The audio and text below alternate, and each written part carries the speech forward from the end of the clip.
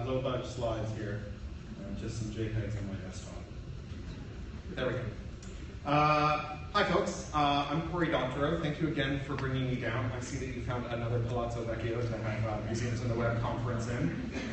It's great to be in this gilded pile and to see all of you. I'm a recovering library worker, so I consider myself honorarily in the GLAM community. So I struggled with what to talk about at this conference this year.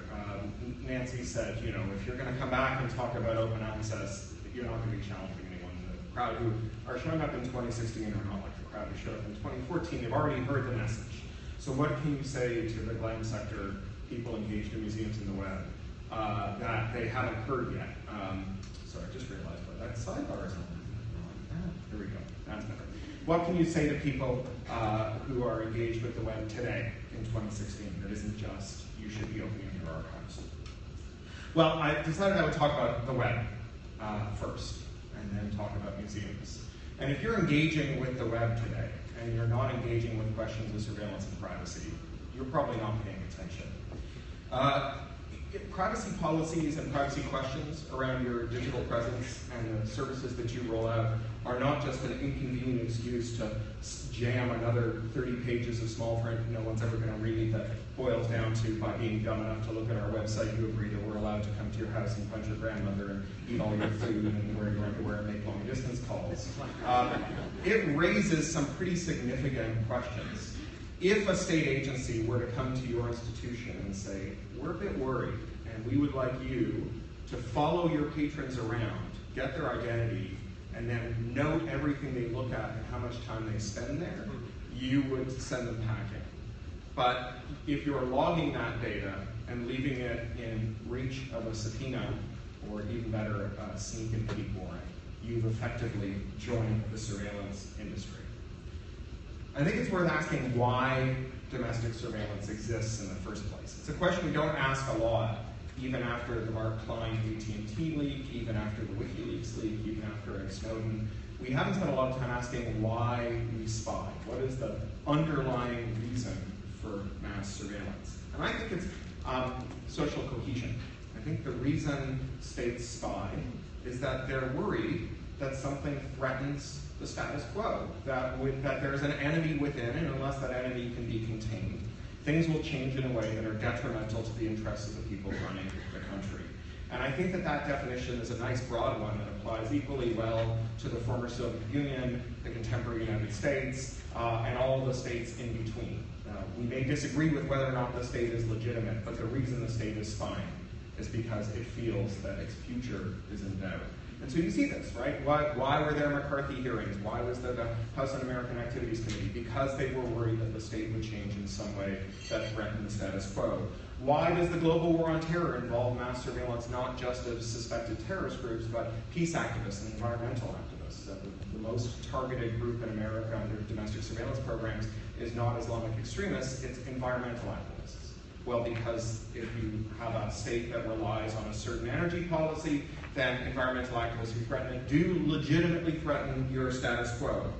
Now, social stability is inversely correlated with wealth disparity. The more unequal your society is, the more people there are who feel like it may be time for a change. Thomas Piketty in Capital in the 21st Century, magnificent data-driven analysis of 3 centuries of capital flows, has this uniquely French touchstone that he uses to measure social inequality. Whenever he talks about social inequality, he compares it to France in 1789. And I think that this might be a measurement that's lost on a lot of people who aren't French. But France in 1789 was the day that they decided that wealth disparity had reached a socially untenable point, and they started knocking off people's heads. So there's a rational calculus of redistribution, right? There comes a point at which it's cheaper to start building hospitals and schools and roads than it is to hire guards to keep someone from building a guillotine. And when you make spying cheaper, the moment at which you need to start building schools to prevent guillotines moves further and further down the line. If spying and guard labor and separating sheep from goats is cheaper than it was last year, then you don't need to build as many schools. You can hire cops more cheaply. You can find your social threats more cheaply and neutralize them. And getting cheap is exactly what spying has done in this century, and it's thanks to the web. So what's happened to spying? Well, in 1989, the pinnacle of pre-web spying, the former East Germany, the GDR, had a surveillance apparatus called the Stasi, who are hailed as the most invasive surveillance force in the history of the world up to that point. And the Stasi in 1989, just before the collapse of the East German state, had one snitch for every 60 people in the GDR. Right? That's an amazingly labor-intensive way to keep people under surveillance. And arguably they were underinvested, because after all, they didn't get guillotines, but someone went and knocked their wall down, and they missed it. Right? They missed it coming. They didn't manage to lock all those people up. But today, the NSA has got the whole planet under surveillance at a ratio of about 1 agent to every 10,000 people. They've had a 2.5 order of magnitude improvement in the efficiency of spying. The GDR used an army to surveil a nation. The NSA has figured out how to use a battalion to surveil an entire planet. And the reason it's gotten so cheap to spy on people is because of the net. Because we're footing the bill for our own surveillance, right? We pay for the phone that we carry around in our pocket that logs all of our social interactions and all of our movements. We pay for the network subscriptions that result in us leaving the smog of the 21st century, our personal information behind. We pay for the services. You know, they have this saying that if you're not the customer, if you're not paying for the product, you are the product. In many cases today, even when you are paying for the product, you're still the product. I'll get into that a little later. So we're paying to be spied on. It's not quite as grotesque and obvious as during the Cultural Revolution when the Chinese government would send you a bill for the bullet used to execute your relatives, but it's moving into that territory. So mass surveillance and mass corruption are intimately related.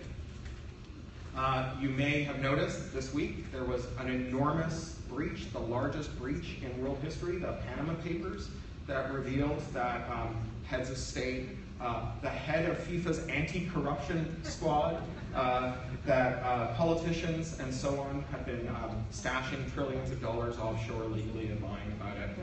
And even by the firm that leaked, even by their own admission, most of what they were doing was illegal tax evasion. But you may have missed, and a show of hands, who heard of Unoil? Okay, a couple of you. Unoil is the biggest bribery scandal in history, and it just had the misfortune to arrive 24 hours between the biggest corruption scandal in history.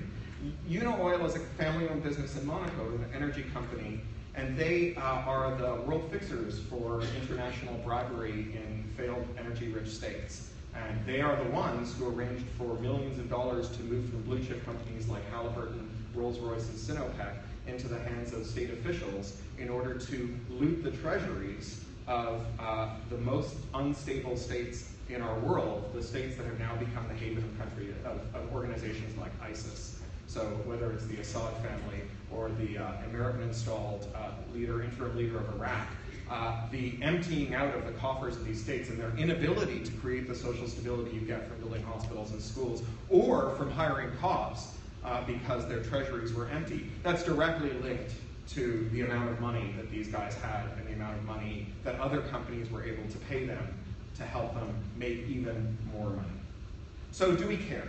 Well, maybe we should care because, like, when states fail, we get ISIS, but I think there's another reason to care about mass wealth disparity.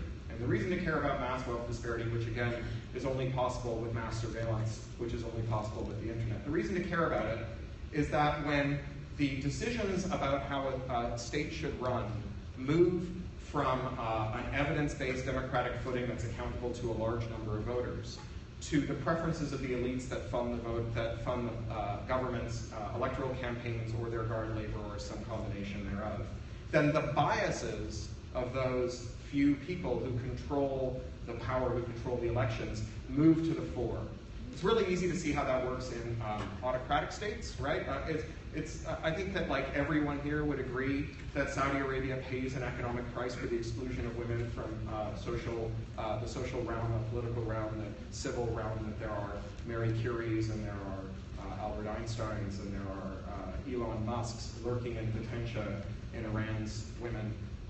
who are unable to rise to the fore because they've been excluded. In the former Soviet Union, there are gay Alan Turings, there are gay Tim Cooks, there are queer people of accomplishment in every description whose persecution not only is a human rights crime, and not only is a shame because of the empathy we all have for our brothers and sisters, but is a shame because Russia is losing out on the opportunity to found the companies to make the discoveries, to do the things that improve the lot of Russians by excluding LGBT people from the public sphere. But of course, here in the US and in the UK where I'm from, we have a different kind of corruption. We have climate denial. In Canada, the UK, and the US, we pretend that climate change isn't real, and our coastal cities drown. And the reason that we pretend climate change isn't real is that a small number of people have a large amount of money who are largely in control of the political process benefit from the mass denial. So again, IT, mass surveillance, mass wealth disparity, mass corruption, climate change. So there is bad news about the future of mass surveillance. And the bad news is that just like the carbon that we pumped into the atmosphere being there and nothing we can do about it, and the storms that it will cause will come, and there's nothing we can do apart from try to figure out what to do about what happens after those storms arrive. All of the data that we have pumped into the surveillance economy is going to leak. Right? All of that data is being gathered and held by people who lack the technical competence and the gravitas and the incentives to manage it with the kind of security that it needs given the risk that that data puts us at, right? So Panama and Unoil, those two enormous firms sitting on all of that data can't hold on to their data, who can.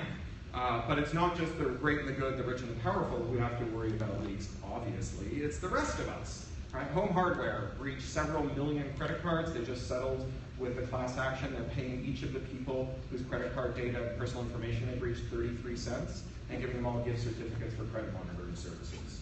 Why would they ever improve their security if this is the penalty? The IRS, well, the IRS is leaking millions of people's tax information every year, and every year they promise they'll do better, and every year they do worse. I was recently at this Rand Corporation war game about the future of information security, and it was filled with, it was a multi-stakeholder event. It was full of civil libertarians and lawyers and activists, but tons of people from 3 other agencies, tons of people from the government, tons of people from military contractors. They were all, weirdly enough, super interested in privacy. And it was about an hour in that someone mentioned the 3 important initials, OPM, the Office of Personnel Management. If you've applied for clearance for the US government in the last couple of decades, you've been called into an office and asked to name every person you had sex with. You've been asked to explain your mother's suicide attempt, the fact that your brother's still in the closet, that time you struggled with your heroin addiction, all entered into your records so that they knew what you could be blackmailed for, all breached presumably to the Chinese government. So it turns out that there's a ton of people who used to be pretty indifferent to surveillance, who've now decided that surveillance is a big deal. Ashley Madison, one breach after another. They arrive every week. We're not arguing about whether that data that's been collected is going to breach. That data is going to breach. It compresses down too small. It's too easy to exfiltrate. It's too dangerous for it to stay where it is.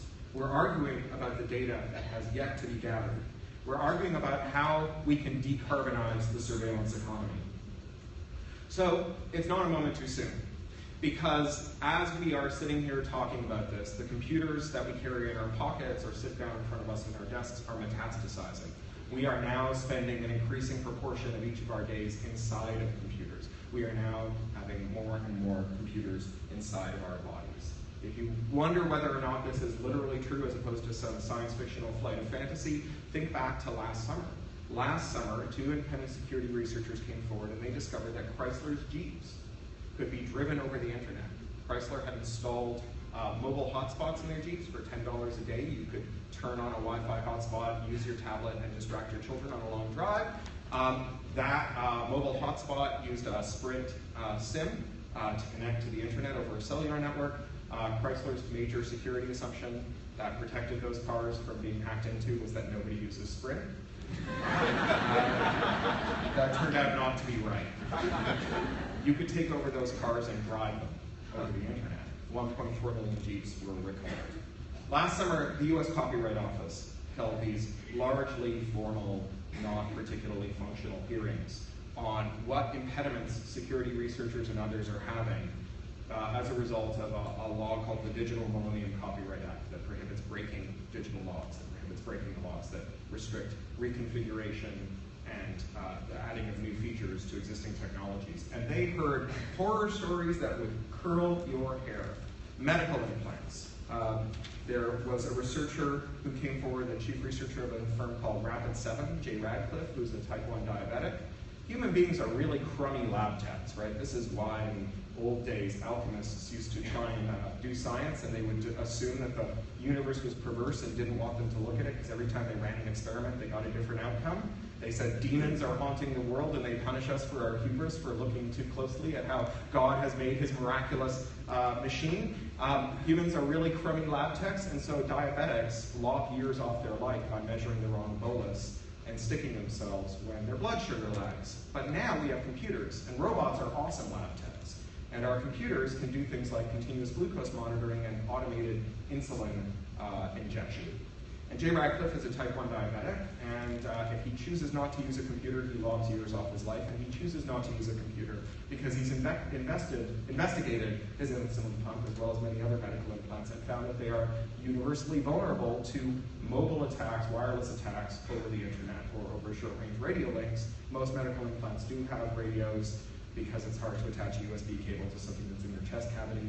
And so when they are designed with a lack of care and forethought or without the kind of disclosure that results in people being able to identify the flaws and feed them back to the manufacturer, then bugs in them fester and can be weaponized. And so he's chosen to take years off his life rather than install a device that some rando could kill him with from 30 feet away. Not just our medical implants. The Copyright Office also heard about voting machines, which again have critical vulnerabilities that the researchers felt they couldn't discuss without legal liability. And most interesting for me was tractors. There's a farmer who had called up Kyle Weens, who runs a business called iFixit in San Luis Obispo. They publish third-party manual parts and service guides for the devices you use. If you've got like a shop on your corner that has like 3 people who have a bunch of printed out documents and some really cool-looking screwdrivers who'll fix your phone for you without you sending it to the manufacturer, chances are they're a customer of iFixit. And Kyle Weens is known far and wide as the person you call when you have a service question that the manufacturer doesn't want to answer. So he gets this call from a farmer who says, I've got a $500,000 worth of John Deere tractor that I can't drive. My tire sensor thought that I had a flat and I didn't. And I called up John Deere and said, I'd like to make some hay while the sun shines. And John Deere said, you can't have root access to your tractor. We'll send a technician and he'll be out when he gets there. And the closer they looked at why John Deere doesn't want to give farmers root on their tractors, the weirder it got. So the first part, of course, is they want to control the market for parts and service. If you can't unlock the tractor, you can't figure out what's wrong with it. If you can't figure out what's wrong with it, you can't fix it. They limit the people who can unlock the tractor to people who sign an agreement with them to use their parts. Right? So that's step one. Everybody does that. All the auto manufacturers, GM, Chrysler, Ford, Volkswagen. That's how Volkswagen got away with Dieselgate for as long as they did. They have laws that stop independent researchers from investigating how their car works. But John Deere had some other cool business models. The torque sensors on those tires on their tractors, they do centimeter accurate soil density surveys as the farmer drives around her back 40. And that data is super useful when it's time to broadcast your seed. But you can't access it because there's a lock on the tractor. And if you want to get that data out of your tractor, you buy it from John Deere, who bundle it with seed from Monsanto. So that's the only way you can plant your field. But like that's just for starters. I spoke to their CSO, their chief security officer at TechCon last year, and he was talking about how now they have regional crop insight. And they sell that to people playing the futures markets because they know how the soil is in the Ukraine, right? How the soil is in Canada, because everyone's out there conducting these centimeter accurate surveys. So unless we do something, there's going to be a lot of firms who are really interested in putting this kind of stuff in their devices because, not least, there is no such thing as a hardware business model anymore. The outcome of super efficient global supply chains has been that hardware marginal costs are driven to zero almost as soon as the device is made. You make a device that you make $1 off of, in 6 months there's a device that someone else is making 6 months off of that's being imported either legally or illegally, and eventually no one's making anything off of it. So all hardware companies are actually data and service companies, and to maintain their model, They need to stop people from switching clouds. They need to stop people from getting their devices independently serviced. They need to control the features that can be added. And when I say all companies, I mean all companies. This is an Internet of Things rectal thermometer. And it is not a hardware company, it's a data company. And it's a company that sells data about what's going on in your butt. So how do you stop people from adding features to these devices that you put into their hands, from unlocking themselves, from getting into a new cloud, from commodifying your business? Well, you need what we've had in the entertainment industry for a couple of decades. You need digital rights management. You need a system that prevents people from just installing new software on their device without your permission. Now, this has been tried before. In the first decade of this century, both Lexmark, which was then a division of IBM, they made printers, and a company called Skylink, which makes garage door openers, they both used DRM to lock their competitors out of their devices. Skylink tried to stop people from making independent garage door openers. Lexmark tried to stop people from remanufacturing their toner cartridges. And they went to the federal circuit and asked a court to forbid their competitors from remanufacturing their devices, from adding new features, from making interoperable products. And the court said, well, okay, the law says that you can't break DRM if it's protecting a copyrighted work. And we can't find any copyrighted works in your printer cartridge or your garage door opener except for the DRM. It's software, it's copyrighted, but like, I don't think that's how the law was supposed to work, right? You don't have a copyrighted work in there that we can point to and say is being extracted. But John Deere's tractors totally have copyrighted works in them. They have operating systems. They have TCP/IP stacks. I got a light bulb for Christmas with an operating system and a TCP/IP stack. Everything you own has a copyrighted work in it. So now everybody's getting in on the DRM game. Everyone is adding digital locks to their devices, and when they do, they redesign their device so that it takes every measure it can to hide its functionality from the user, because if you know how the DRM works, you know how to break the DRM. And so every one of these devices has modes that they operate in which user-operated code can't have any look into it, can't find out what the machine is doing, can't prevent the machine from doing it, can't reconfigure it beyond that level. Now, this doesn't actually technologically work very well. Like maybe you and I can't figure out how to break it. People sometimes talk about technology that's easy enough for their mom to use. Like moms tend to be super savvy tech users because no one is designing devices for them, so they have to figure out how to pretzel themselves into the models of tech companies that arrogantly don't think that they are worthy of design consideration. But like your boss also can't break it. And bosses are the least technologically literate people because everyone designs technology for their convenience, and they can't figure out how to break it either. But somewhere out there is someone who knows how to break it, right? Like somewhere out there is a bored grad student with an electron tunneling microscope and a bunch of undergrads sitting around nothing to do this weekend who can figure out how to extract the cryptographic keys, who can make a run at it, who can then distribute this information and let anyone who wants break it.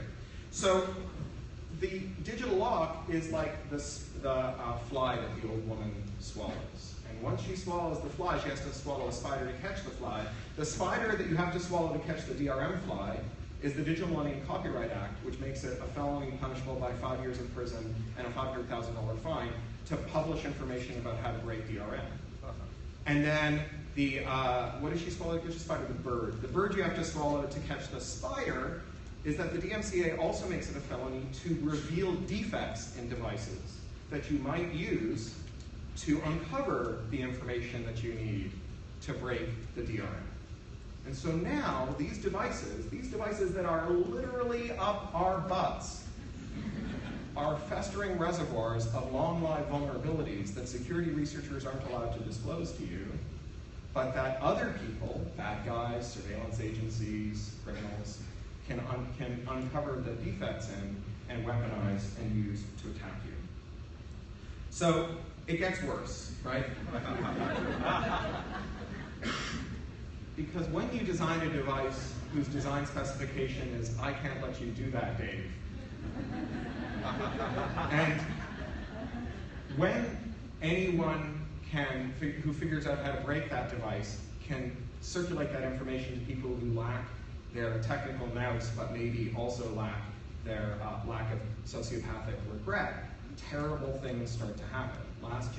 This January 2016 in San Francisco, there was a 2-day news cycle about a family whose baby monitor had come to life. So last summer at DEF CON, the big hacker convention, a couple of researchers revealed their work on baby monitors. They took the 10 best-selling baby monitors and found that all 10 of them were easily broken, just like Chrysler Jeeps, just like John Deere tractors.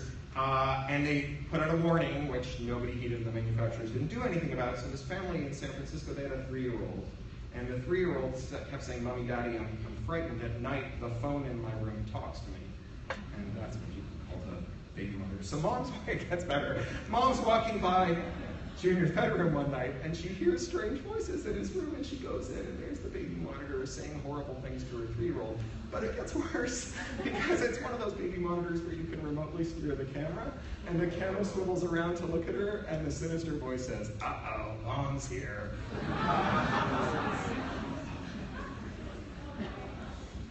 This week, people who bought a device from the company that's now Nest, a home automation hub that they may have installed, for example, at a winter cottage, a cabin, to keep the pipes from freezing and circle the lights to keep out burglars and so on. They were given notice that Nest was going to reach into all of those places over the network and brick those devices because they decided that it wasn't worth supporting them anymore.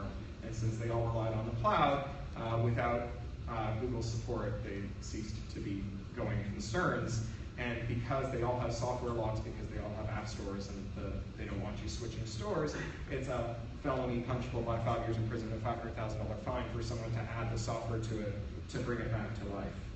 So if we're going to decarbonize the surveillance economy, we need to start designing our devices not for opacity and control, but for transparency, for auditing, for user configurability.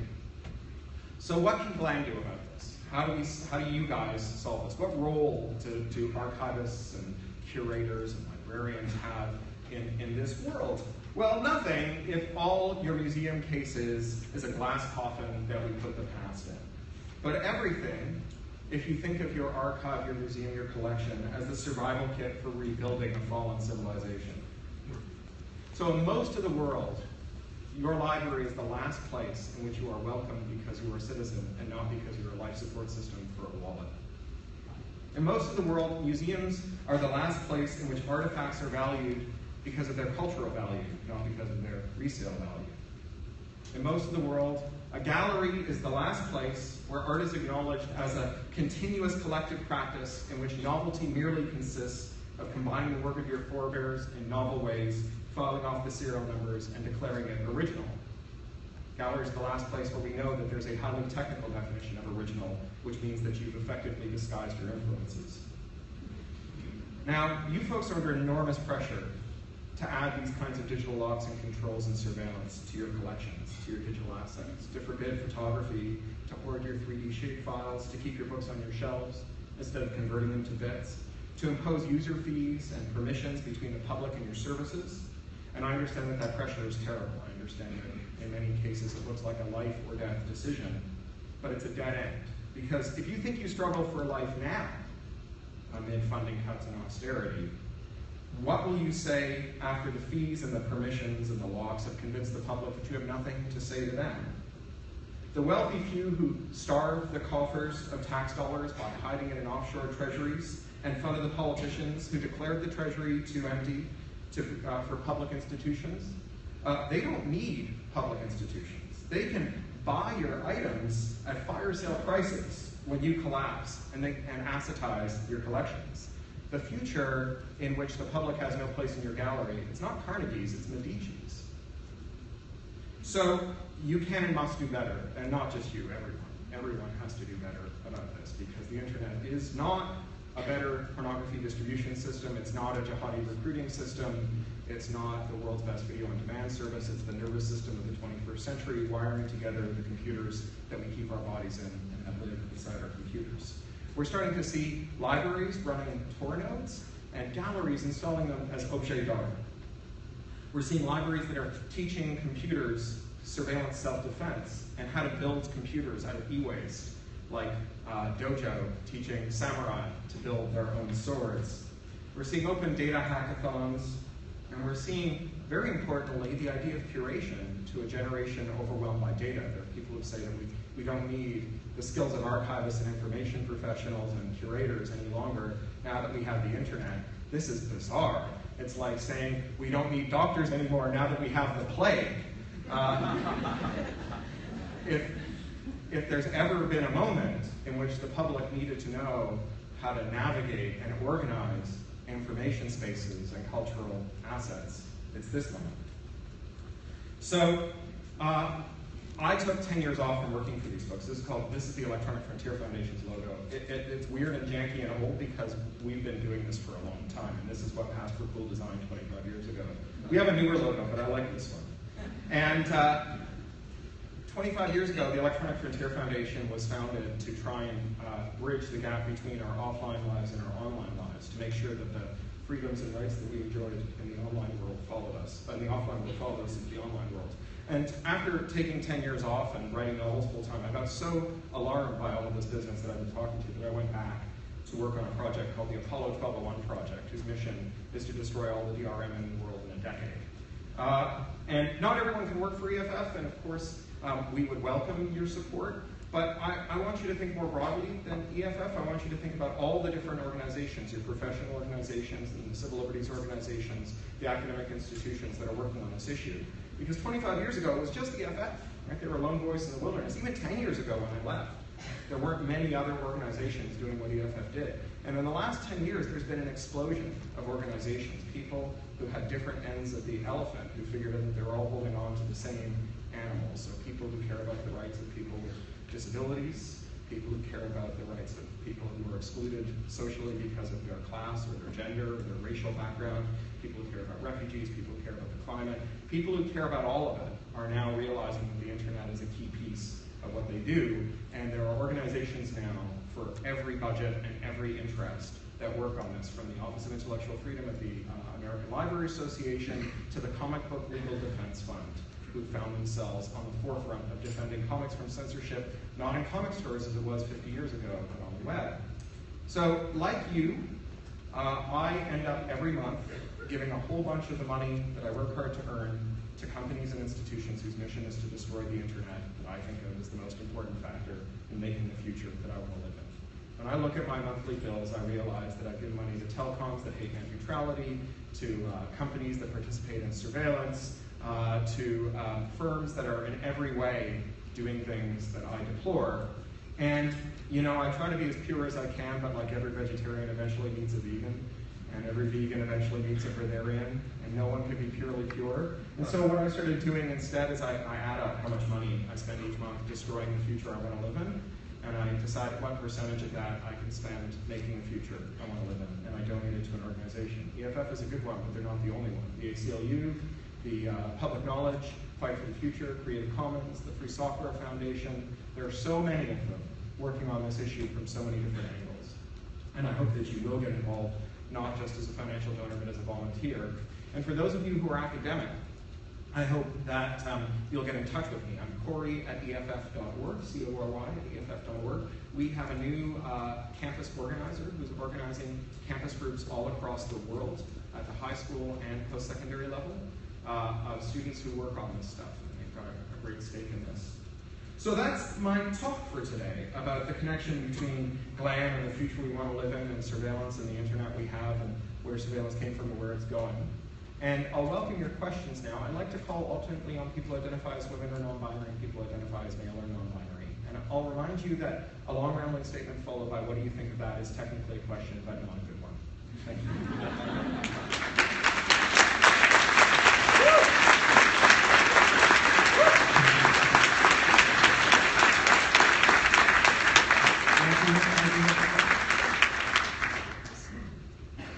Questions, or are we all in a collective nervous breakdown? I understand that none of that is particularly controversial, so I'll understand if you are. There are two microphones, one in there. If you can go to the microphones, then our wonderful CART transcribers can hear you and transcribe what you're saying. Thank you for stepping up to the mic. I'm Emily Kentucky from the Rapture Museum of Art. I just didn't have room in my tweet to tag you. I wanted to ask you, as we see it in the web conference, how do museums help protect visitor data while providing the personalized experiences that they're wanting? It's a super good question. How do museums protect user data without compromising people? So the first thing to recognize is that anything you collect will probably breach, and anything you retain will definitely breach. And so just like the martial arts instructor who, when asked, what do I do if I'm walking down a dark alley and there's no one else around and there's two really mean-looking guys, like, don't be in that dark alley, right? What do I do? How do I protect my patrons' data? Don't collect your patrons' data. I think that there's an underexplored niche in treating people as sensors, not as things to be sensed. So everywhere you go, there are people who are saying, how do we give people a device that gathers information on them and then tries to deliver a customized experience to them that is tailored to some conclusion we've made about what their interest would be. And I think that there's a way to invert that model that's actually likely to pay more dividends, because supervised machine learning is just not that good at figuring out what people want, especially not compared to people figuring out what they want themselves.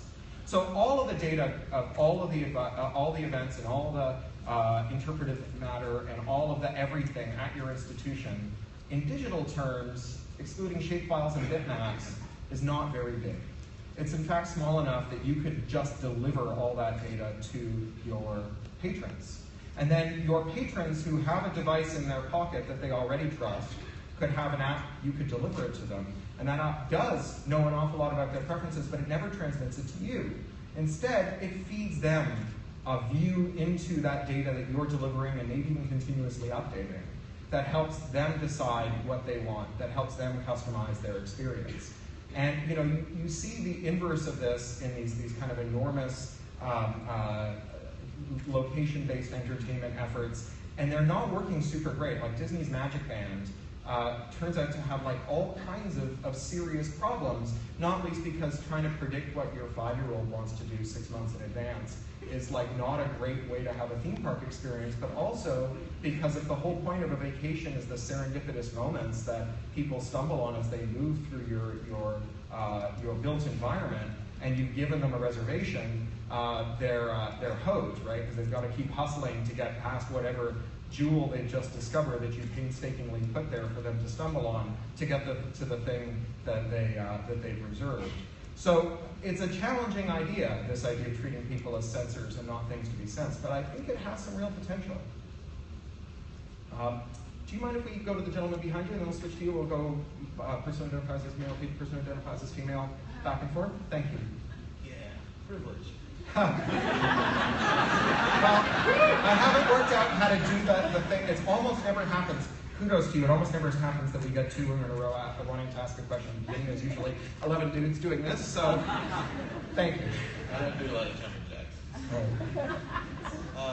A quick question about sort of permissive licensing. And just sort of how can we, as museum practitioners for data that we do want to make freely available, how do we sort of best situate that data for remaining open and available? Yeah, how do you lock the data open? Well, there's this idea in economics, the Ulysses bargain. In the classes system on you will know that Ulysses tied himself to the mast, right, before he went into the siren-infested water to keep him from jumping overboard. And the Ulysses bargain is when you tie your hands in advance of being tempted to do something you don't want to do. A union organizer might announce on the way into a negotiation, a contract negotiation, I will resign before I take any money out of the pension fund. And then the other side can say all they want, well, pensions are nothing. And the organizer says, well, then you're going to have to negotiate with my successor, because I just have to leave the room if these pensions are nothing. So Ulysses bargains are super powerful. And this is one of the reasons I think that Creative Commons licenses are irrevocable. Because once you have a Creative Commons license that's irrevocable, then people in the future might put pressure on you. They might say, well, like, we've come up with a way to monetize your collection, and all you need to do is revoke the license or make it more restrictive. And you've already made that bargain, right? Your Ulysses bargain is already in place, and they can't pressurize you. And so one thing to do is to say, well, when I have a moment where I do have the choice about my licensing, lock it open. Make it irrevocable, and then no one can pressurize me to take it down.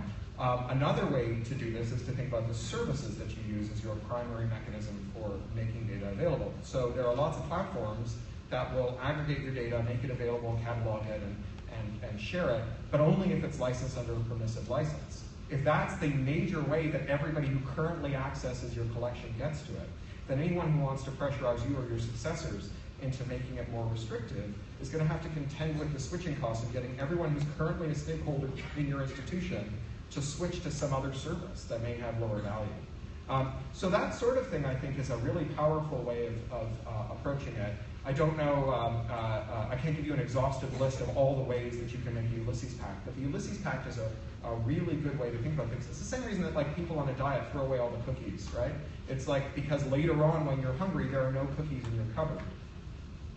Yes, thank you. I was just curious, just on a personal level, what internet services or tools do you use, and how do you sort of reconcile what you know with what you need to do on a practical basis? Yeah, what's my experience like? So I use, as you could have seen before with my screen there, I'm using a flavor of GNU Linux called Ubuntu. It's a very easy one. Many of you are probably familiar with it.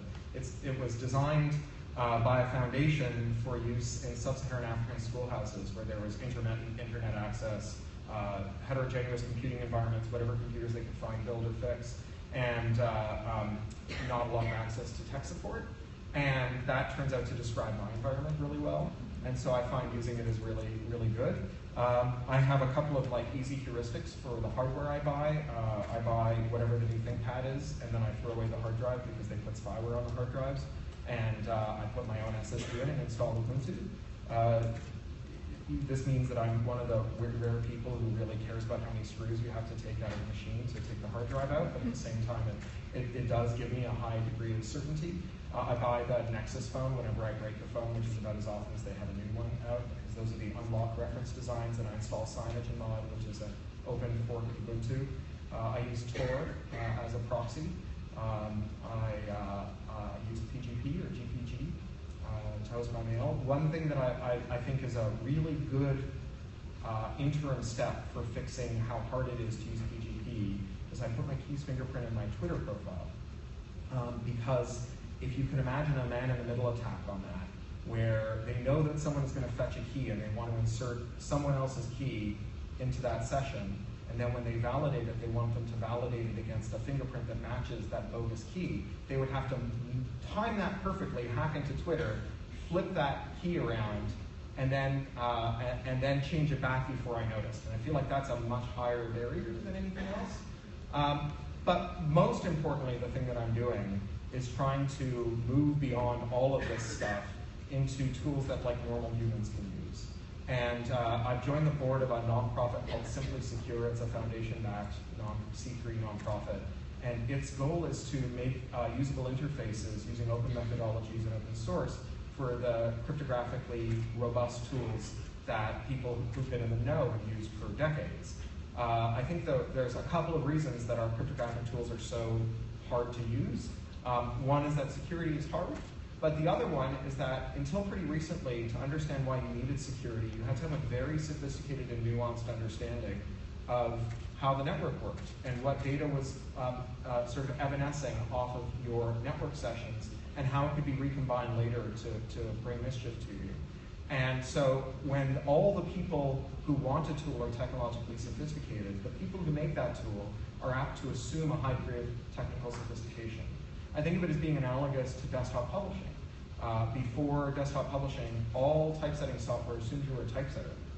And it was hard. And we made user interfaces that were accessible to normal humans. And it turned out that 95% of the difficulty of typesetting was actually just in the presumption of special knowledge, not in the possession of that special knowledge. Now, there's an irreducible 5% that separates great typography from the garage sale signs you see up at the weekend when you drive around. But those garage sale signs are thousands of miles ahead of the mimeograph handouts your teacher gave you in 1972. Right? There was a lot of room for improving things. And so I think that we can make these interfaces better. I think, as I said before, we can make them so easy your boss can use them and make them accessible for everybody, because, not least because if the only people who are taking steps to protect their privacy are people who are technologically literate, then those people too will be at risk. I run my own mail server at a cage in Toronto. Our network administrator for Boing Boing runs it. He used to be the CTO of Wikimedia. He's really good. It's as locked down as any mail server ever. I keep my mail off of it. I pull it down to my computer, and it lives on an encrypted hard drive, so even if you break into it, you don't get any of my past email. But everybody I correspond with is a Gmail user. So all my mail is sitting in the clear on Google's servers, right? Privacy is a team sport. And so if we're going to be private as people who are technologically sophisticated, we have to bring everybody else, including our boss, along with us. Yeah? As a boss, I guess here's my question. I think we as a community, meaning sort of the people in this room, are highly conscious of the issues of privacy and security in a way that I think is somewhat unusual. And yet, at the same time, we also work for institutions where our implementation of technology is by nature highly leveraged. Because we don't have, a department to custom write the software that we want. We're using a platform that's available where we're basically signing on to whatever that platform's idea of security and privacy is. And I wonder if you could just sort of talk a little bit about sort of the gap between those two things of intention and the real sort of day-to-day practicality that many of us face, where it's like, okay, well, I got to use, well, you don't have to use Google, or you don't have to use this or that, but that's what gets the job done when I'm the only staff member here doing this work. Yeah, I hear you. And it's not just you, right? Why are all of our hospitals being stolen by ransomware creeps? Because if you're an IT person, you can either go work in Silicon Valley with options and $190,000 a year as a starting salary, or you can get a job as an IT person at a hospital, right? And those people are either hugely publicly spirited or they're the Z squad. Some of them are hugely publicly spirited, but a depressing number are the Z squad, and that is a problem, right? It's a problem everywhere because everything is an IT shop, because everything is just plastic and metal and brick animated by computers. A hospital is a computer we put sick people into. So what do you do? Well, I think there is some hope in co-op platforms. I don't know how you do it for museums, but here's an example for libraries. Right? So right now, libraries are all tied to a platform called Overdrive for their e-lending. And Overdrive is pretty invasive. It delivers a whole lot of information to Overdrive itself about patron habits, things that no librarian would ever give to a police officer. It is expensive, and it's not generally considered to be great software. It suffers from what is sometimes called the principal-agent problem by economists. That's when the person spending is not the person using. If you've ever had to interact with the US government software, I just did some immigration stuff for my work visa here. You understand that when the person who uses the software doesn't get a choice in the design of the software, it often comes out being not great. But imagine this, right? So my publisher, Macmillan, Tor is a division of Macmillan, my publisher has one giant seller, which is Amazon, and one giant competitor, which is Amazon. Right? Amazon is the 6th publisher of the big 5. It's a giant publisher that publishes ebooks and that competes with my publisher for the same authors and the same readers. And when I sell an ebook from Macmillan on Amazon, Amazon knows when it was sold, who it was sold to, what else they searched for, when they bought it, what else they bought, when they read it, where they are when they read it, who else is in the house when they read it, how far they get, which words they search for. My publisher, 180 days after that book is bought, finds out that it was sold. Right? But there's one other source of data about ebook consumption, and that's libraries. Libraries also happen to be on the receiving end of a really abusive practice from publishers, which is charging between 5 and 10x for ebooks. And in the case of HarperCollins, demanding that those ebooks be destroyed after 26 circulations and repurchased. So what if the library said, all right, here's the deal. We're going to go to a funder, we're going to get a big grant, we're going to build a minimum viable product that's an open version of Overdrive, and it's on GitHub. And anyone can look at it and look at the way we do aggregated statistics to see that they're not re-identifiable. And we are going to share that data with the publishers on the condition that they stop gouging us and that they don't insist that we use Overdrive and they get rid of the DRM on their ebooks. Right? Well, here's a piece of leverage that the libraries have against them, and it's a model that the libraries can sustain, because instead of having to pay overdrive to hire programmers with whatever's left over after they've paid their dividends to keep the product running and keep it up to date with the patrons' devices. Whenever any library has a problem that they want to solve, instead of paying overdrive a license fee for that year, they pay a programmer to add a feature or patch a bug. This is how Drupal works. This is how WordPress works. It's not about whether or not overdrive deserves your money. It's about whether overdrive can do something for you that's better than you can do for yourself. You know, they're not a charity, and so they don't have a right to exist. If they can't provide a better service, then why should they be here? And that kind of co-op platform, I think, has real legs. In the EU, or in the UK rather, there was a program to produce a unified e-health record platform that one of the big consultancies took on, Pricewaterhouse or someone. And billions of pounds later, it collapsed without a single line of usable code being written. I used to live around the corner from Moorfields Eye Hospital, which is the best eye hospital in the UK, and they had been waiting for a glaucoma tracker because we need tight tracking of patient conduct and results to effectively treat glaucoma. And they hired a single programmer to build a thing called Open Eyes, a guy named Chris Reddick, who built an OpenStack version, put it on GitHub, and then they invited other eye hospitals to use it and contribute to it. And within about a year, it was the #1 glaucoma tracker in the world. Because hiring a programmer every now and again to make it suit your needs is much better than paying a software vendor for a product that they don't have to keep updated except to the minimum level that will keep you happy. And not only that, but they ended up with open code in their hospital. They ended up being able to look at, inspect, and modify a key piece of infrastructure. You know, a hospital without structural steel is a pile of rubble, but a hospital without software is also unusable. And so they wouldn't allow a firm of engineers to say, I'm going to build you a ballroom like this, and I'm going to calculate the stresses on the reinforced steel joists that we put in the ceiling, but I'm not going to tell you the math that I use to calculate those joists, because that's how we earn our profit.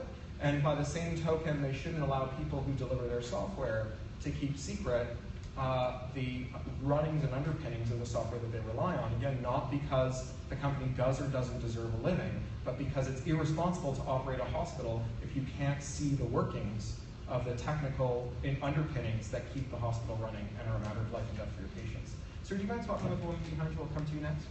Thank you. You don't know if I identify as female. That's okay. If you don't, then if you'd like to switch, you can. I just wanted to say, I think by dealing traditionally with the past, museums have sort of positioned themselves over the last couple hundred years as repositories of permanence. And we care for objects, and we rarely deaccession, and we take in information about these objects with the idea of it being in perpetuity. And so I feel like there is sort of a conceptual underpinning that puts museums at odds with the concepts you're talking about, and something that we're sort of butting up against with the idea of being online, and how do the things that we do online live on when we talk about our objects or our concepts and our stories about those objects. So I was just wondering, how do you see the internet and this sort of idea of the impermanence and security of the internet butting up against a concept of what a museum is? So Jaron Lanier, I don't always agree with everything he says, but he was completely brilliant when he observed that if you wanted to make information last forever, you should encode it in the DNA of a cockroach, right? There are two ways to preserve information. One is to embed it in something that is super permanent, and the other one is to embed it in a lot of places. And while the internet sometimes forgets things, so do museums. And what the internet does do is it takes critical information and reproduces it at scale, and puts it in a lot of places where it can be replicated and stored. The Internet Archive does some amazing things, but one of the coolest things they've done is replicating their archive. There's a copy in the Presidio in San Francisco, there's a copy underneath the Library of Alexandria, and there's a copy in the Netherlands, which is awesome until you realize that one is on the San Andreas Fault, one is in military dictatorship, and the other one is below sea level. But once someone gives them a hollow mountain in Switzerland, I think we can be pretty happy about it. The reason that museums didn't replicate their artifacts and make lots of copies everywhere, I mean, did to a limited extent, right? There's all this hue and cry about the dinosaur going from the London Natural History Museum and nobody seems to notice that it was a replica. They're like, how can you get rid of this treasure that we've all enjoyed? Well, you know, it was just made of plastic. But replicating your artifacts is the way that you provide them with permanence. And if you're worried that the internet is too ephemeral, figure out how to preserve the internet too. Figure out how to build, you know, emulators. That allow old software to run. There's a project now where you can boot a virtual Mac, and run a virtual Netscape 0.96, and then use the Internet Archive to browse the websites that were contemporaneous with it, all in a window. I mean, this is amazing. You know, we go through these weird, awkward teenage phases with technology where it's all a bit, where our reach has exceeded our grasp and everything kind of is broken, and then we kind of go through that and we go to a new area where reach exceeds our grasp, but we have the kind of racial memory of the old thing that used to break, so like backups, right? Everyone's like, well, what if you can't read your old floppies? What will you do? Well, that was a huge problem in the way that we backed up floppies, or our hard drives was to floppies. But the way that we back up hard drives now is to other hard drives. They're like hermit crabs, right? And when we buy a new laptop, it's got like a hard drive that's twice as big as the old one. So we just copy all that data over, and then we've got another half hard drive. And the platter is always spinning. And you know, if there's a failure in it, like the early failure detection mode on the hard drive's firmware automatically fixes that sector and throws a warning. And so like data that's in motion is much more preservable than data that's on piles. And so yeah, we will have format obsolescence, but the data itself, provided the storage curve keeps going, the data is always going to be on the latest and greatest, fastest, best, most resilient, most robust, most widely copied media. Yes, sir. Thank you for your patience. No problem. Mark Keating, Royal Ontario Museum. My question. Oh, hey, another Torontonian. So my question is a little bit more practical. So we choose technology because it's easy to choose. I mean, you rattled off a number of different technologies that I haven't heard of, and it was too quick for me to document. But you know, so I use Dropbox, and my company uses Dropbox because it's easy, it's proven it's there. Is there a site that sort of lists equivalent technology? So if you're using Dropbox or OneDrive, you know, here's some alternatives that you can consider.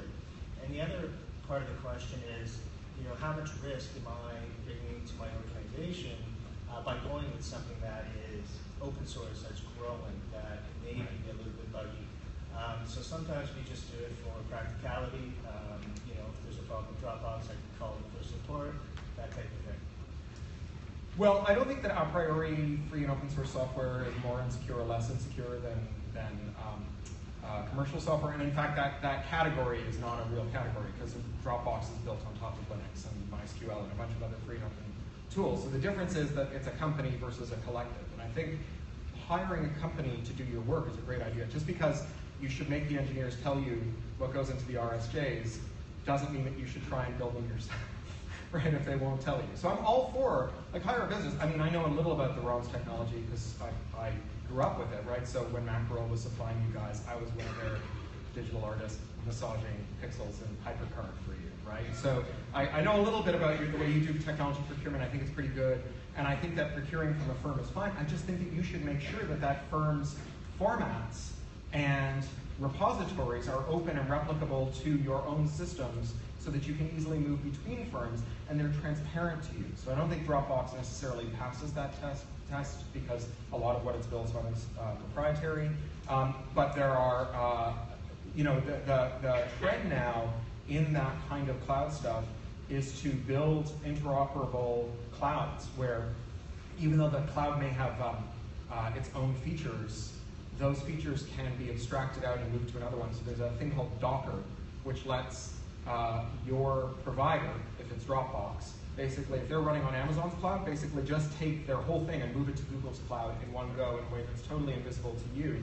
And that's pushing further down the stack. So we're now getting to a place where customers of Dropbox can move their Dropbox cloud to Apple's cloud or to some other cloud, and that gets there. And I think we are in a bit of that teenage awkward phase.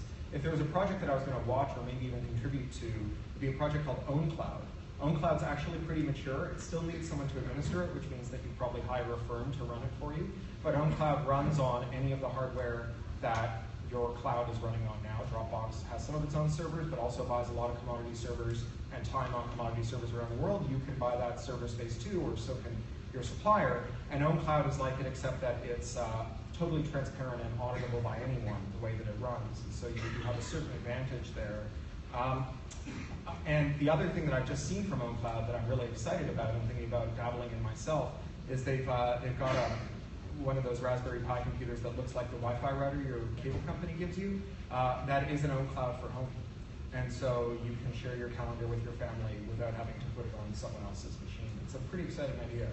So you don't feel it's more risky to go with some of the open source or to go with, let's say, proven like OneDrive? I think it depends on the company. Like, we don't know how good the company's security practices are, right? You would like to think that Target had great security practices, right?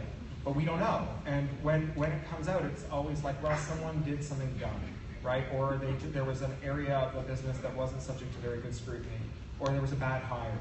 And we just don't know. There's no transparency into it. So I think that when we talk about security, we should think about how it works and how it fails. And how it works is like, that part's easy to see, but how it fails is totally opaque with commercial firms. You don't know what their management hierarchy is. You're not privy to their decisions. You don't know what pressures their investors are putting on them. You don't know if, like Google, they're gonna take away something that you rely on tomorrow. You are in a place where you have to trust them without any data that you can use to determine whether you can trust them, right? And especially, I mean, Dropbox at least has got access to the public markets, which means that they're pretty focused on quarterly returns, but at least they have capital flow. But when you're talking about startups, they're completely beholden to their investors on a daily basis. And usually their funding will be tranched in quarterly or even shorter terms. And they are having to meet metrics every month. And if they're not making those metrics, they get the plug pulled on them, and everyone has to go home and find a new job. And so they often do things that from the outside seem completely irrational, and that you have no insight into. You don't know how much runway the startup you're paying has for the service you're using. Thank you. Thank you. How are we for time, Nancy? We probably should wrap it up. We have we're kind of in the middle of the coffee break. Okay. So well, let's see if we can make it quick, because you've been very patient. Caffeine or Cory? Okay. We've got one last question. Right. This is kind of a yes or no, so it should be easy. Okay. Is Simply Secure looking for volunteer UX designers, icon designers, visualists, typographers, Simply Secure is spatial totally doing designers? that. Yes. Please write to Simply Secure or write to me, simplysecure.org. We are definitely looking for volunteers. We are also offering free UX expertise to people who are developing security software. So it goes both ways. Thank you all very much. Thank you, Nancy.